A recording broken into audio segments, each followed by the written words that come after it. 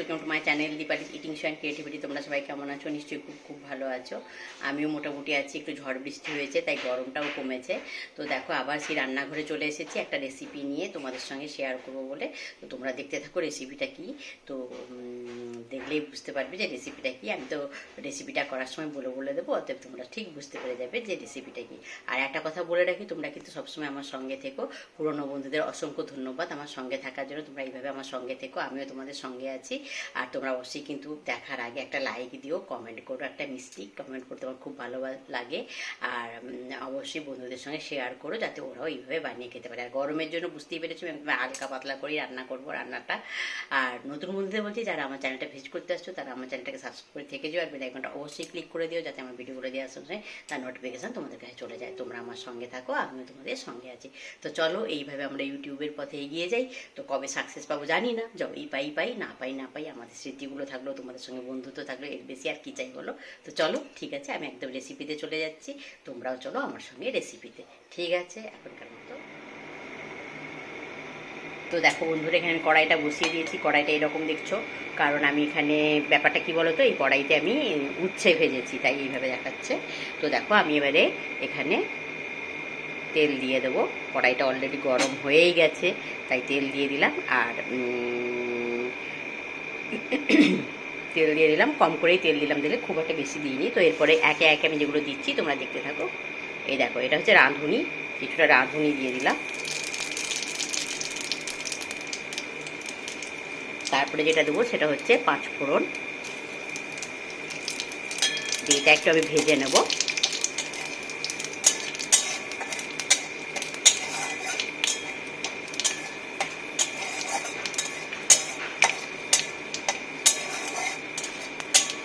দেখো আমার প্রায় ভাজা হয়ে গেছে। এরপরে যেটা আমি অ্যাড করব সেটা হচ্ছে পেঁয়াজ কুচি।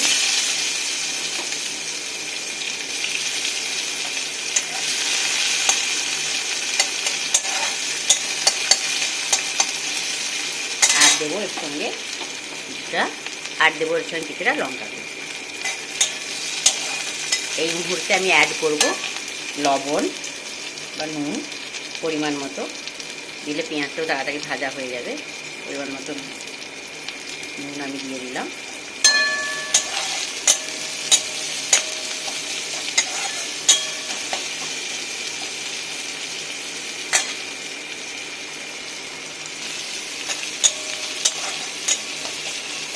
দেখো পেঁয়াজটা আমি একটু লাল করেই তো ভাজি, তোমরা সবাই জানো আমি পেঁয়াজটা একটু লাল করেই ভাজি।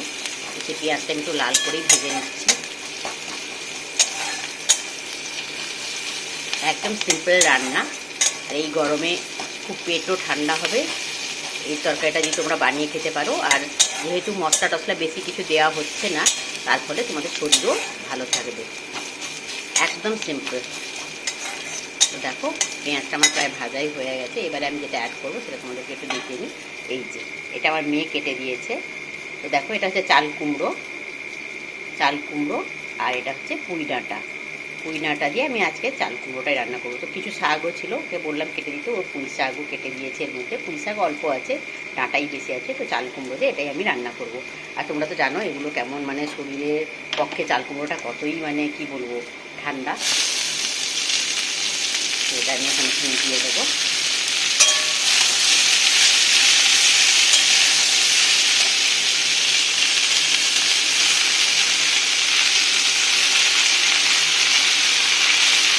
কি সুন্দর লাগছে না, সবুজ সাদা দুটো কালারই আমার কিন্তু খুব ফেভারিট। সবুজটা আমার ফেভারিট কালার, সাদাটাও আমার খুব ভালো লাগে। দারুণ লাগছে কিন্তু, সবুজ সাদা দারুণ। দেখো আসলে কড়াইটা ছোটো জানো তো, ওই জন্য মনে হচ্ছে অনেকটাই, কিন্তু হ্যাঁ তবে খুব যে কম তা বলবো না, একটু বেশি রান্না হচ্ছে, দুবেলাই থেকে যাবে। আর তার সঙ্গে এটা হচ্ছে কড়াইটা ছোটো বলে আর একটু বেশি লাগছে। তো এই মুহূর্তে যেটা আমি এখনো অ্যাড করিনি সেটা আমি অ্যাড করছি, সেটা হচ্ছে হলুদ।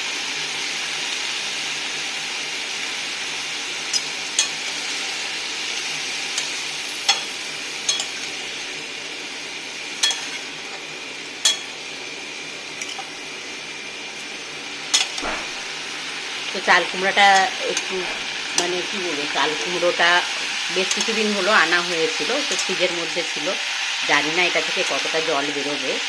তো আমি তো চাল কুমড়া অ্যাকচুয়ালি চাল কুমড়ো লাউ এসব রান্না করতে গেলে আমি জল অ্যাড করি না, ওর জলেই সেদ্ধ করে নিই, তো তাতে স্বাদটাও খুব ভালো হয়। তো এখানে তো জানি না, কিছুদিন ছিল যেহেতু ফ্রিজে থেকে গেছে, জানি না কতটা জল বেরাবে। তো এর জলেই যদি সেদ্ধ হয়ে যায় খুবই ভালো, নাহলে আমাকে হয়তো একটু জল অ্যাড করতেও হতে পারে। তো এবারে আমি এখন একটু ঢাকা চাপা দিয়ে দেবো, তারপর আবার আসছি। সঙ্গে থেকে তুমি কোথাও যেও না। তো দেখো যে চাল কুমড়োর ঢাকনাটা আমি তুলে দিয়েছি। এবার এটাকে আমি আমি যতটা ভেবেছিলাম যে এর থেকে জল বেরোবে না, কিন্তু দেখে মনে হচ্ছে জল ভালোই বেরিয়েছে, মানে যা বেরিয়েছে মোটামুটি এটাই দেখতে পাচ্ছ। জলটা তোমাদের দেখাচ্ছি, দেখো জলটা যা বেরিয়েছে এতেই এটা সেদ্ধ হয়ে যাবে, আমাকে আর জল দিতে হবে না। তো কিন্তু রান্নাটা একটু ধৈর্য সহকারে গ্যাসটাকে একটু একদম কমে রেখে এটাকে আমাকে রান্নাটা করতে হবে। এইটা একটু না, তাই দেখো চাল কুমড়োগুলো দেখো, এই দেখো সেদ্ধই হয়ে গেছে, নরম ছিল চাল কুমড়োটা, তো তাই সেদ্ধ হয়ে গেছে। তো পুঁই ডাঁটাটা দেখছি আমি একটু সেদ্ধ হয়েছে কিনা, পুঁই ডাঁটাটা একটু বাকি আছে। যাই হোক, এবারে এটাকে আরেকবার ঢাকা দিয়ে দেবো, খুব আস্তে আস্তে, মানে একদম সিমে রেখেই কিন্তু আমি এই রান্নাটা করছি, গ্যাসটাকে একদম সিমে রেখে। আর এই মুহূর্তে আমি যেটা অ্যাড করবো সেটা তোমরা দেখতে থাকো, সঙ্গে থাকো।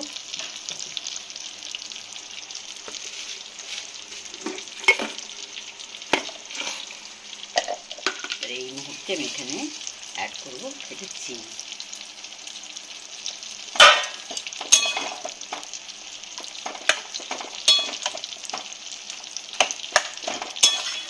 এই চিনিটাও খুন্তি দিয়ে একটু ম্যাশ করে দেবো। মেয়ে কেটেছে তো, ও আমার মতো কি আর একদম ছোট ছোট করে কাটতে পারবে, ও বাচ্চা মানুষ, তাই ও একটু বড় বড় করে কেটে দিয়েছে। তাই আমি এটাকে একটু খুন্তি দিয়ে ম্যাশ করে নিচ্ছি। আর পুঁই ডাঁটাটা না অনেকটাই মোটা ছিল, তাই ওটা একটু সেদ্ধ হতে সময় লাগছে। বেশ মোটা পুঁই ডাঁটাটা ছিল।